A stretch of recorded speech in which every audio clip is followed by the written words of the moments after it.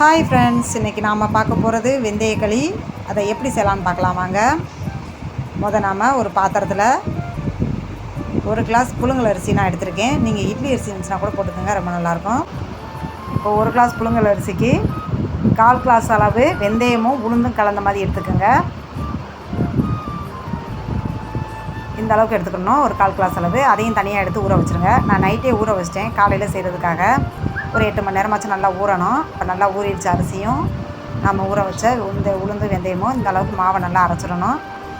ஒரு பாத்திரத்தில் தண்ணி ஊற்றி கொதித்த உடனே நம்ம கலந்து வச்ச மாவையும் ஊற்றி நல்லா நல்லா மாவு இந்த அளவுக்கு வெந்தவுடனே இறக்கிடுங்க. இப்போ நம்மளுடைய வெந்தயக்களி ரெடி ஆயிடுச்சு. இது உடம்பு சூட்டுக்கு ரொம்ப நல்லது. அது வெயில் காலம்ன்றதுனால இதை வாரத்துக்கு ஒரு முறையாச்சும் செஞ்சு கொடுங்க குழந்தைங்களுக்கு, ரொம்ப நல்லது. நம்மளோட சேனலை புதுசாக பார்க்குறவங்க சப்ஸ்கிரைப் பண்ணிடுங்க, லைக் பண்ணிடுங்க. Thank you friends.